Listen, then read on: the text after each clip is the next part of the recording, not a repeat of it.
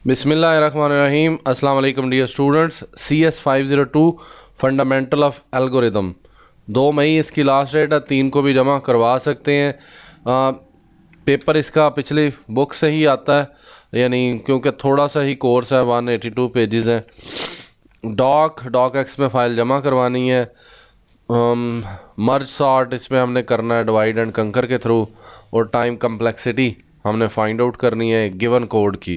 C++ के एक programme दिया हुआ है, उसमें हमने इनर लूप और आउटर लूप विद इवन और फिबोनाची नंबर्स हैं, वो देखना है कि कौन सा लूप जो है वो ज़्यादा हैवियर है, ज़्यादा बिगर है, वो उस चीज़ को हमने देखना है। कुछ कंडीशनल स्टेटमेंट है, कुछ नॉर्मल कोड है, वन लाइनर है। तो हर लाइन का जो है वो उन्होंने हमसे पूछा हुआ है।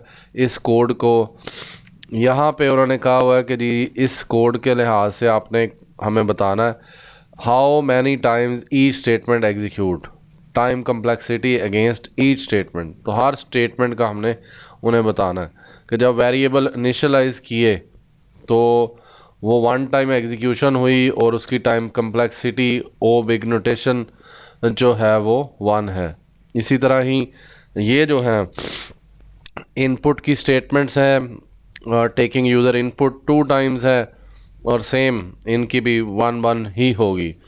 उसके बाद बात आती है लूप की। जब लूप चलता है और उसमें एन टाइम होता है, आउटर लूप ओवर रोज़ एन टाइम्स, एन टाइम मतलब हमें नंबर नहीं पता, तो फिर ओ बिग नोटेशन एन इसका होगा।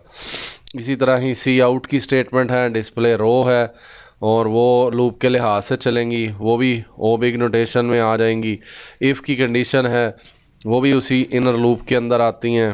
और फिर बात आती है inner loop even numbers on odd row. तो ये असल में मेन है, जो कि n/2 मल्टीप्लाई बाय m/2, तो इसके लिए बनती है ONM। ये मेन टाइम कम्प्लेक्सिटी है जब बात आती है इनर लूप की या आउटर लूप की। इस चीज़ को हमने देखना होता है, और most of the time inner loop के लिहाज से ही टाइम कम्प्लेक्सिटी मेजर की जाती है। लेकिन इसमें यह भी होता है कि कौन सी चीज़ हम लोग फाइंड आउट कर रहे हैं। Next one cout even and number है, और इवन एंड इवन +2 उसमें काउंटिंग हो रही है, ये उसी के लिहाज से चल रहा है, इवन नंबर का लूप है। Next one more inner loop है, वाइल फिबोनाची नंबर्स और even rows great generate Fibonacci series n/2 multiply by log m। तो ये ON log m इसकी टाइम कम्प्लेक्सिटी बनेगी। और सी आउट में हमें फिबोनाची नंबर्स जो है वो शेयर करने हैं। किस किस को ऑलरेडी पता था कि फिबोनाची नंबर्स क्या होते हैं? पिछले 2 नंबर्स को जमा करके चलो कमेंट में बताना। C out end L new line after each रो।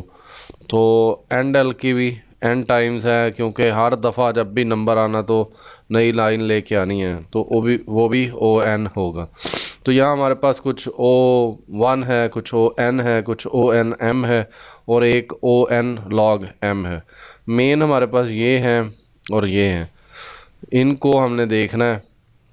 ऑड रोज़ के लिए क्या हो रहा है और इवन के लिए क्या हो रहा है। ऑड रोज़ के लिए ONM और इवन के लिए O। तो ये 2 मैंने आपको बताई हैं, इन दोनों को हमने जमा करना है। और इस बिग O नोटेशन में we always have the highest dominant term जो है उसको रखा जाता है। तो दोनों में से जो हाईएस्ट है वो कौन सी है? ONM grows much faster than. तो ONM वाली जो रो है वो ज़्यादा नंबर फाइंड आउट करेगी, फिबोनाची थोड़ा कम करेगी, यानी जो ज़्यादा फास्ट और ज़्यादा ग्रो करेगी उसके लिहाज से होता है। So we ignore the smaller term, और फिर हम लोग लिखते हैं फाइनल टाइम कम्प्लेक्सिटी ONM। तो मेरे ख्याल से ये आंसर है इसका। और इसको और अगर आपने ब्रेक डाउन करना है और ज़्यादा इसको स्टेप डाउन करना है, वो आपकी मर्ज़ी है। उसके बाद नेक्स्ट वन हमने 100 स्टूडेंट्स हैं, उसमें से हमें कुछ एरे दी हुई है 10 नंबर्स की list given as 10 scores to apply merge sort. Merge sort के लिए हमें 10 नंबर दिए हुए हैं और हमने उसके लिहाज से इसकी मर्ज सॉर्टिंग करनी है।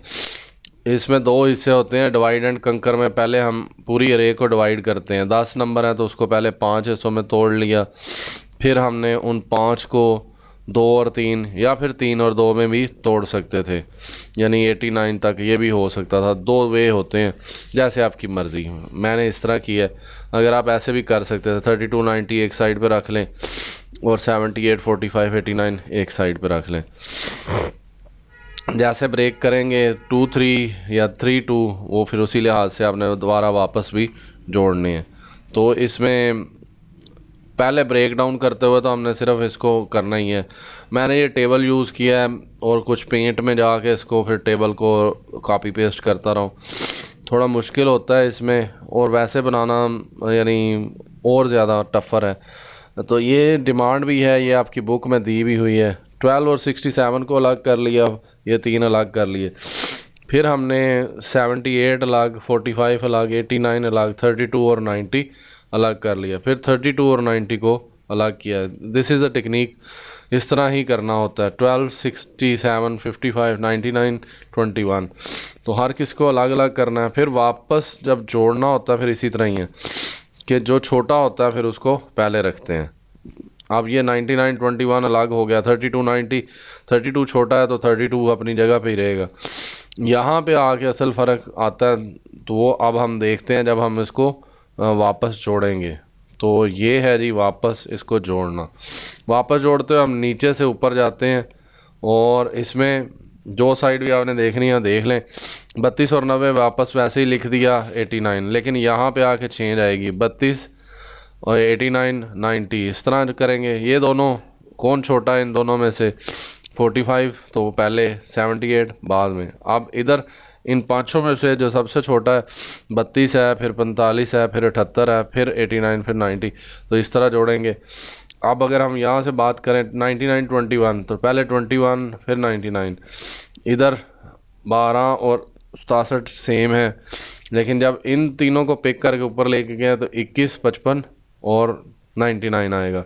12 और 67 ऐसे ही आ जाएंगे, लेकिन जब इन तीनों को, इन पांचों को किया तो फिर सॉर्टिंग करनी होगी। 12 ऊपर जाएगा, फिर 21, फिर 55, फिर 67, फिर 99। अब हमारे पास दोबारा वापस रीअरेंज होके आ गई हैं, तो हम इन में से अब दोनों 5 वाले में से देखेंगे। 12 और 21 को ले जाएंगे ऊपर, फिर 32 को, फिर 45, फिर 55 यहाँ से।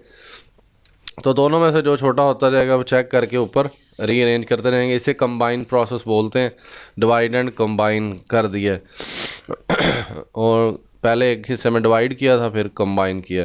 यही वे है इसका। बाकी थोड़ा सा चेंज ये हो सकता है कि इसको हम ये 3 अलग कर दें, 32 45 78 अलग कर दें, फिर हम उसको लेके चलें।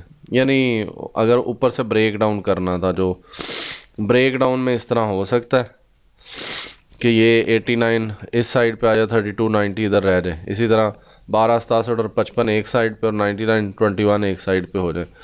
तो ब्रेक डाउन इस तरह किया जा सकता है। आई होप सो आपको समझ आ गई होगी। अगर आपने फिर भी कोई चीज़ पूछनी है वो पूछ लें। बनाने का तरीका कुछ यही है कि MS वर्ड के अंदर टेबल इंसर्ट कर लें और उनको अरेंज करते जाएं, या फिर टेबल को उठा के MS पेंट में ले जाएं और वहाँ कॉपी पेस्ट करके नंबर दोबारा बीच में लिख लें। दोनों में से कोई तरीका भी किया जा सकता है। ये टाइम कम्प्लेक्सिटी का चार्ट है, इसको भी देख लें। हर रो का बताना है आपने, ये नहीं कह सकते कि पहली से 5वीं रो की ये है जी, पहली 3 की ये हो गई, फिर अगली 3 की ये हो गई, फिर ये। उसने ईच रो की मांगी है तो ईच रो की ही बताएं, और फिर एंड पे जो कैलकुलेशन है वो भी देख लें। और दिस इज़ योर CS 502। अगर कोई भी क्वेश्चन हो पूछ लें मुझसे कमेंट में। Thank you, thanks for watching.